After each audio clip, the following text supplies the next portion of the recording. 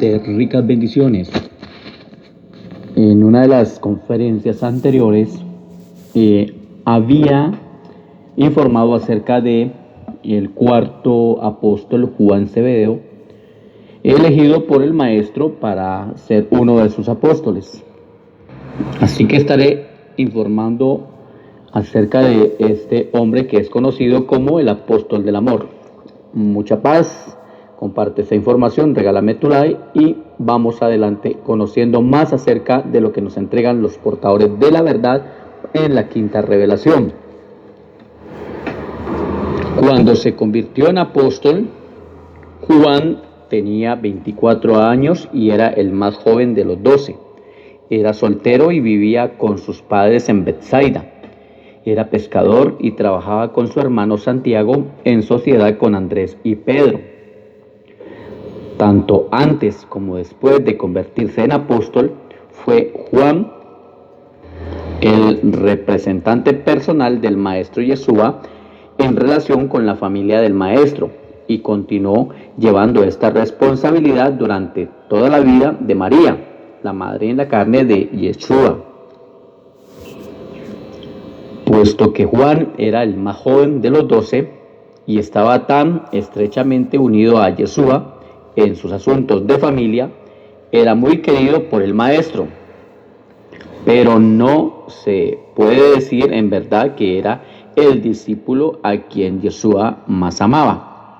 No podéis sospechar que una personalidad tan magnánima como Yeshua pudiese demostrar favoritismos, pudiese amar a uno de sus apóstoles más que a otros. Recordemos que él no hace excepción de personas como tampoco lo hace el Gran Padre. El hecho de que Juan fuera uno de los 3 ayudantes personales de Yeshua le prestó más credibilidad a esta idea errónea, además que Juan, junto con su hermano Santiago, conocía a Yeshua desde hacía mucho más tiempo que los otros apóstoles. Pedro, Santiago y Juan fueron asignados como ayudantes personales de Yeshua poco después de convertirse en apóstoles. Poco después de la selección de los 12 y cuando Yeshua nombró a Andrés como director del grupo, le dijo: ahora es mi deseo que como director del grupo nombres a 2 o 3 de tus asociados para que estén junto a mí y permanezcan a mi lado, me consuelen y ministren mis necesidades diarias. Y Andrés pensó que lo mejor era seleccionar para este deber especial a los 3 apóstoles que habían sido elegidos primero, después de él. Hubiera querido ofrecerse voluntario para ese bienaventurado servicio, pero el maestro ya le había dado su cometido. Por consiguiente, dispuso inmediatamente que Pedro, Santiago y Juan se dedicaran a esa bendición. Juan Zebedeo tenía muchos rasgos atractivos de carácter, pero su rasgo poco atractivo era su engreimiento desmedido, aunque usualmente bien ocultado. Su prolongada asociación con Yeshua produjo muchos y grandes cambios en su carácter.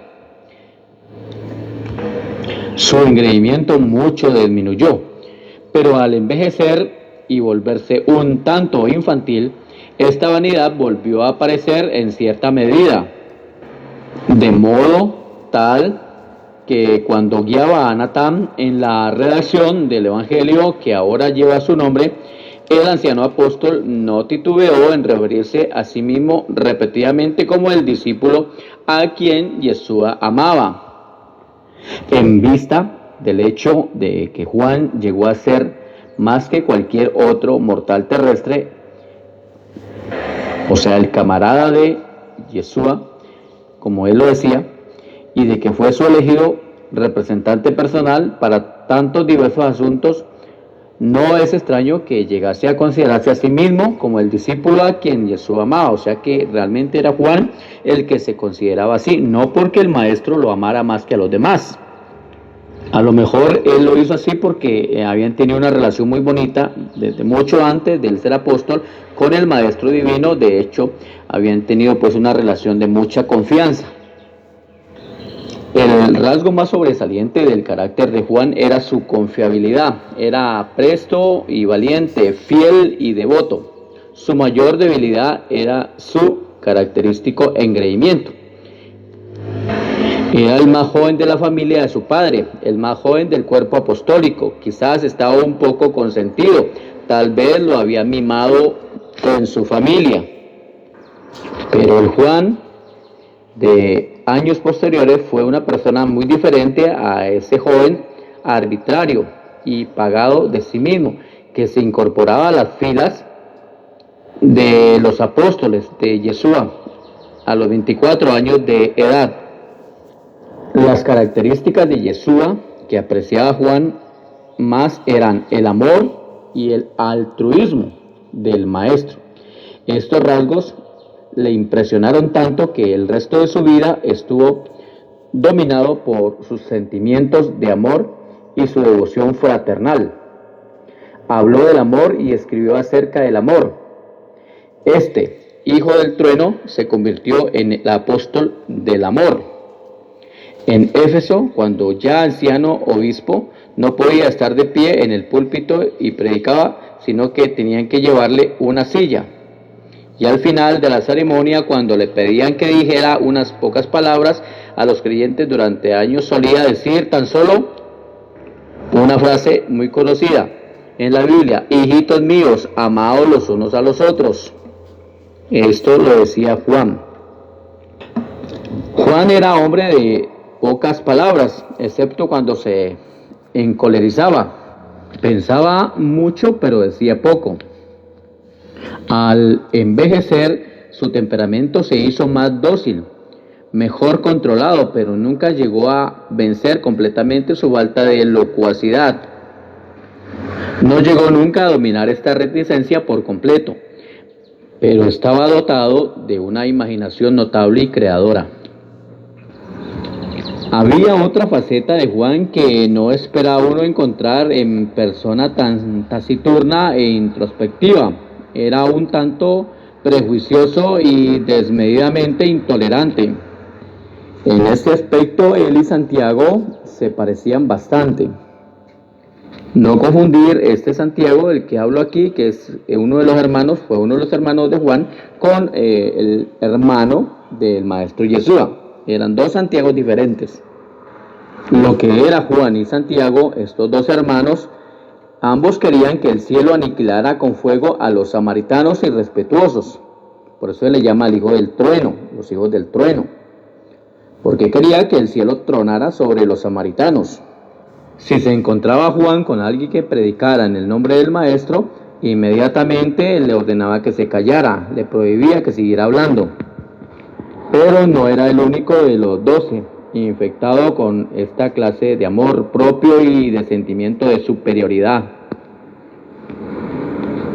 Mucho influyó sobre la vida de Juan ver a Yeshua vivir sin hogar propio, porque bien sabía cuán fielmente se había ocupado el maestro de disponer para el cuidado de su madre y de su familia. Prácticamente el maestro lo dio todo por dejar a su familia para él salir a hacer su ministerio. Los dejó organizados. Por eso andaba sin hogar, porque tampoco la familia lo comprendía y le tocó salir, aparte de ellos. Por eso simpatizaba Juan profundamente con Yeshua al ver la falla de su familia, porque no lo comprendían. El hecho de que ellos se iban distanciando cada vez más de Yeshua. Toda esta situación, juntamente con su observación en que Yeshua siempre sometía hasta sus más insignificantes deseos a la voluntad del Padre en el cielo, y su vivir diario lleno de confianza implícita, tan profundamente impresionó a Juan que produjo en él notables y permanentes cambios de carácter, cambios que se manifestarían a lo largo del resto de su vida. Juan sí comprendía que la familia del maestro no lo entendía, no estaban de acuerdo con él en el desarrollo de su ministerio y de hecho lo tenían como oído, como loco. Y por eso prácticamente el maestro se quedó sin familia, porque pues el maestro estaba haciendo ante todo la voluntad del gran Padre en el cielo, y él no podía cambiar sus ideales. Juan tenía un valor frío y temerario que pocos poseían entre los otros apóstoles. Fue el único apóstol que permaneció con el Señor la noche de su arresto y se atrevió a acompañar a su maestro hasta las fauces mismas de la muerte. Estuvo presente y próximo hasta la última hora terrenal del maestro y cumplió fielmente con su fideicomiso respecto a la madre de Yeshua y se mantuvo presto para recibir las instrucciones adicionales del maestro, o sea, las que el Señor le impartiría en los últimos momentos de su existencia mortal. Una cosa es indudable: Juan era completamente digno de confianza. Juan se sentaba usualmente a la diestra del maestro cuando los 12 compartían la cena. Fue el primero entre los 12 en creer sincera y plenamente en la resurrección, y fue el primero en reconocer al maestro cuando vino hacia ellos en la costa después de su resurrección. Así que este hijo de Zebedeo estuvo muy estrechamente ligado con Pedro en las primeras actividades del movimiento cristiano, llegando a ser uno de los principales sostenedores de la iglesia de Jerusalén. Fue la mano derecha de Pedro el día de Pentecostés. Varios años después del martirio y muerte de Santiago, Juan se casó con la viuda de su hermano. Durante los últimos 20 años de su vida recibió los cuidados de su nieta amorosa.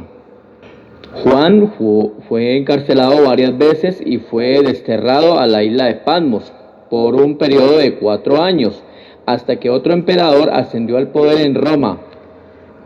Si no hubiera sido Juan tan prudente y sagaz, indudablemente habría sido matado como su hermano Santiago, que se expresaba con llaneza mucho mayor.